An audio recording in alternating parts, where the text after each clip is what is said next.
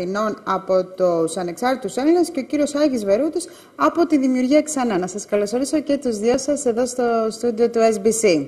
Καλημέρα. Λοιπόν, είμαστε στην τελική ευθεία πια. Λίγα είναι τα 24 ώρα, την Κυριακή θα έχουμε τα αποτελέσματα.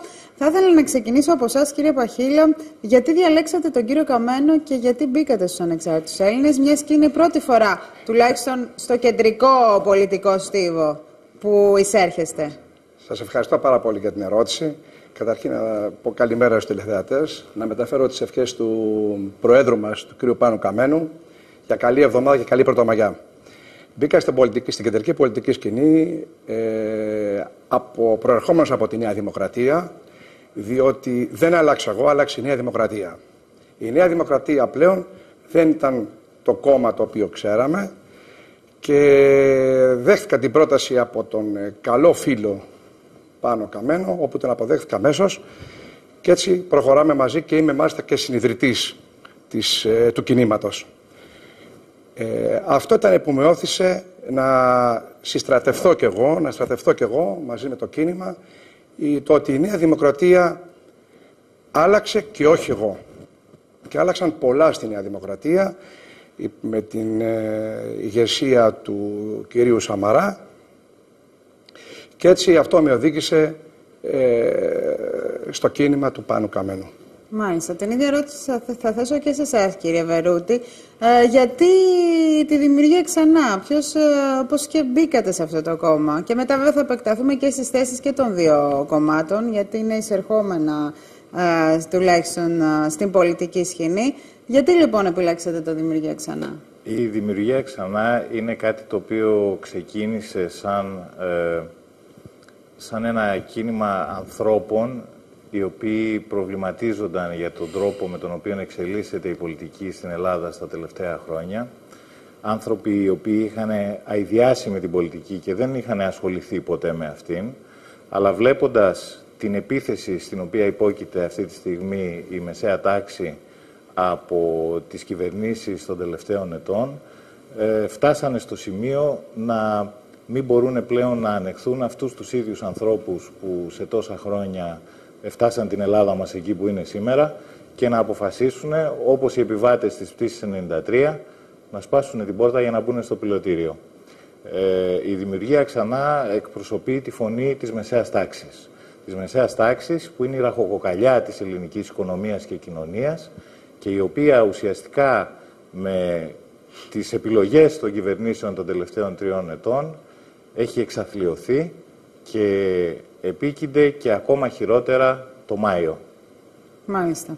Τώρα περνώντας ξανά σε εσάς, κύριε Παχύλα, σχετικά με τις θέσεις σας. Σίγουρα διαφοροποιήσετε τελείως από τα υπόλοιπα κόμματα, με την έννοια ότι είστε κατά του μνημονίου. Θέλω λίγο να μας πείτε τις θέσεις των ανεξάρτητων Ελλήνων και κατά πόσο είναι εφικτό αυτό που προτείνετε, γιατί πραγματικά το βλέπω το τελευταίο διάστημα με πολλούς υποψηφίους που έρχονται από όλα τα κόμματα, μιλώντας από όλα τα κόμματα, μιλούν όλοι χωρίς να παίρνουν υπόψη τους τον ξενοδόχο. Και μιλώντας για τον ξενοδόχο, μιλάμε για τους Ευρωπαίους ηγέτες και εταίρους μας. Εδώ βλέπουμε μια Ευρώπη να έχει ανακατευθεί με μια Μέρκελ η οποία συνεχώς φέρνει αντιρρήσεις. Επομένως, πόσο εύκολο θα είναι το έργο το δικό σας, στις θέσεις τις οποίες θα θέλετε να παρουσιάσετε στον ελληνικό λαό? Εδώ και πάρα πολλά χρόνια είχα να δω αυτό που παρουσιάσαμε πριν από περίπου 15-20 μέρες προς τον ελληνικό λαό.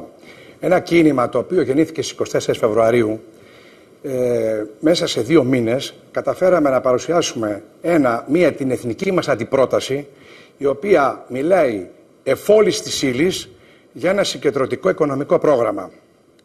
Τώρα, ας επανέλθουμε στην ερώτηση με την κυρία Μέρκελ και το 4ο Ράιχ, το οποίο θέλει και προσπαθεί να μας επιβάλλει εδώ στη χώρα, εδώ και πολύ καιρό, πολλούς μήνες, τις θέσεις οι οποίες έχουν εξαντλήσει τον ελληνικό λαό, τον έχουν εξωθήσει στη φτώχεια, στην εξαθλίωση και στις αυτοκτονίες. Από εκεί και πέρα, το Μνημόνιο 1 και το Μνημόνιο 2 θα έλεγα ότι και το οποίο ψήφισαν το οποίο ψήφισε ο δικομματισμός, μέσα σε 48 ώρες, ειδικά το Μνημόνιο 2, μέσα σε 48 ώρες ψήφισαν 1100 σελίδες στα ελληνικά και 300 τόσες σελίδες στα αγγλικά. Μπράβο, αφού έχουμε τόσους ευφυείς βουλευτές και το ψήφισαν τόσο μέσα σε 48 ώρες αυτό το πρόγραμμα, το Μνημόνιο 2, και τους χειροκροτούσαν και μέσα στη Βουλή, τι να πω, μπράβο μας. Εν πάση περιπτώσει, εμείς παρουσιάσαμε την εθνική αντιπρόταση. Την παρουσιάσαμε, τη βγάλαμε σε διαβούλευση στο διαδίκτυο πριν από περίπου 1 μήνα και 15 ημέρες. Δεχθήκαμε 488 προτάσεις για να διαφοροποιήσουμε την εθνική μας αντιπρόταση. Από 488 περίπου προτάσεις ενσωματώσαμε τις 100 προτάσεις. Και παρουσιάσαμε λοιπόν το τελικό μας πρόγραμμα. Το οποίο τελικό μας πρόγραμμα έχει πάρα πολλά μέσα οικονομικά θέματα και μάλιστα και ανά Υπουργείο. Δηλαδή δεν παρουσιάζουμε μια πρόταση μόνο προς τον ελληνικό λαό, αλλά τι θα κάνουμε σαν ανεξάρτητοι Έλληνες και ανά Υπουργείο. Αυτό δεν έχει ξαναγίνει, τουλάχιστον δεν έχει πέσει στην αντίληψή μου να έχει γίνει από κανένα πολιτικό φορέα. Τόσο γρήγορα εννοώ, έτσι. Ασφαλώς και η αριστερά έχει τις προτάσεις της, ασφαλώς και η Νέα Δημοκρατία με το Ζάπιο 1, Ζάπιο 2, Ζάπιο 3, πώς λέμε, Μνημόνιο 1, Μνημόνιο 2, και όπως σωστά είπε, πάμε και το Μάιο μήνα για το Μνημόνιο 3. Για το λόγο αυτό, ας λάβει ο ελληνικός λαός υπόψη του αυτό το οποίο συζητάμε σήμερα εδώ, και ευχαριστώ πολύ για την ερώτηση που μου κάνετε, διότι πάμε για το Μνημόνιο 3. Λοιπόν, από εκεί και πέρα, ο κύριος Σαμαράς και στο Μνημόνιο 1 και στο Μνημόνιο 2 και στο Μνημόνιο 3 που έρχεται, δεν λέει διάφορες προτάσεις, αλλά δεν πρόκειται να γίνουν απολύτως τίποτα. Διότι ήδη έχει υπογράψει μαζί με τον κύριο Βενιζέλο, έτσι, οι δύο πόλοι του δικομματισμού έχουν προσυπογράψει αυτά που πρόκειται να γίνουν μετά τις εκλογές. Εάν είναι κυβέρνηση βέβαια, δεν ξέρουμε αυτό, αυτό θα αποφασίσει ο ελληνικός λαός. Όπως επίσης να ξέρουμε κάτι, ότι αυτές οι εκλογές της 6ης Μαΐου, η ψήφος του ελληνικού λαού δεν είναι κομματική. Είναι πολιτική ψήφος. Για πρώτη φορά μετά από 38 χρόνια που είμαστε στη μεταπολίτευση, έχουμε πολιτική ψήφο. Εν πάση περιπτώσει, επειδή με ρωτάτε για το πρόγραμμά μας, το πρόγραμμα την εθνική αντιπρόταση.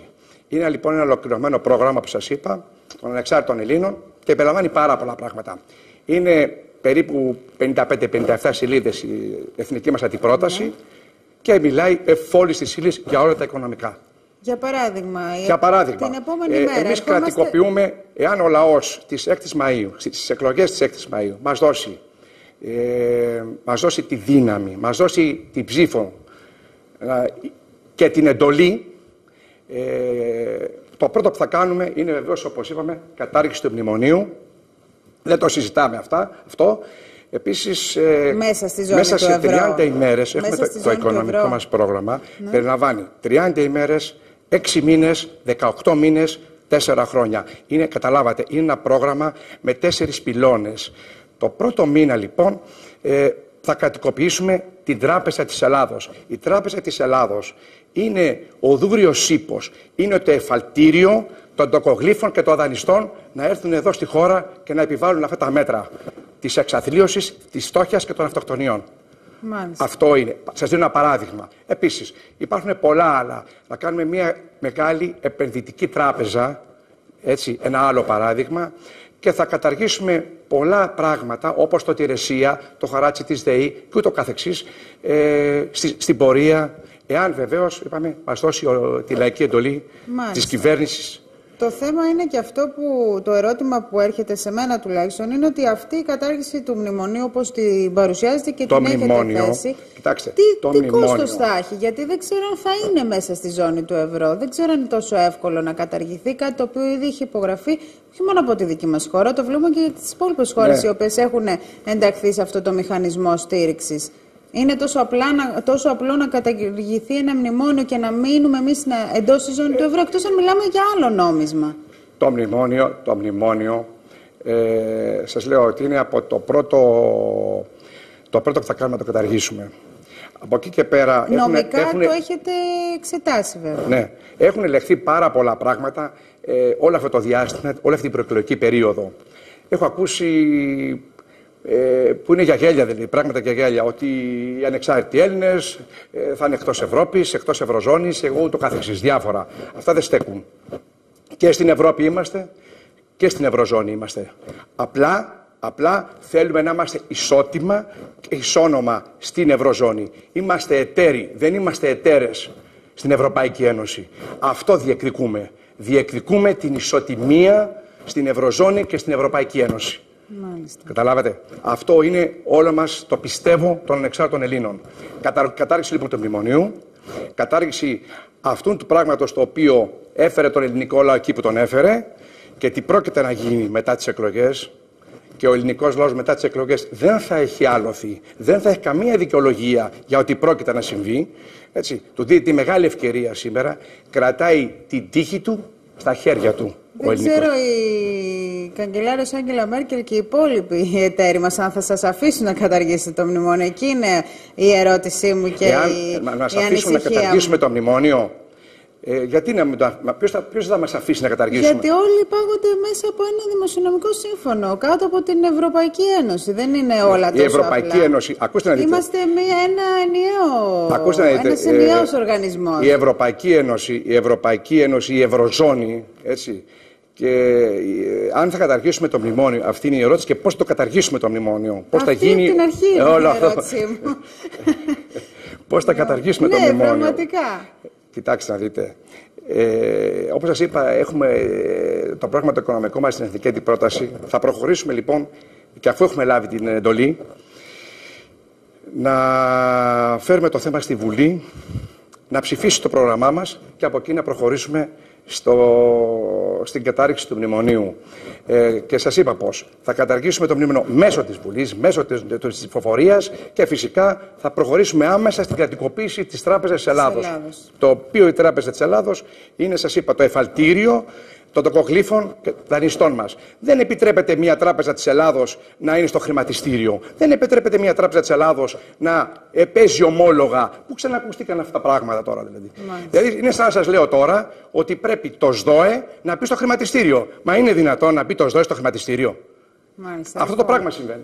Να βάλουμε μια ανατολία, κύριε Βερούτη, δεν σας έχουμε ξεχάσει. Ο λόγος θα είναι ακριβώς μετά το διάλειμμα σε εσάς, να ακούσουμε και τις θέσεις της δημιουργίας Κανά. Και βέβαια θα ήθελα και από τους δύο σας μετά να συζητήσουμε το θέμα της ανεργίας. Έχουμε πολλά θέματα. Τι θα κάνει το κάθε δικό σας κόμμα στις διαφορετικές περιπτώσεις. Μιλάμε για ανεργία, για κλείσιμο επιχειρήσεων, για ιδιωτικό τομέα που χρεοκοπεί. Είναι αρκετά τα θέματα. Ο λόγος βέβαια στον κύριο Βερούτη, γιατί μονοπολίσατε, κύριε Βαχίλα, το τηλεοπτικό χρόνο. Πάμε εμείς σε ένα διαφημιστικό διάλειμμα και επανερχόμαστε.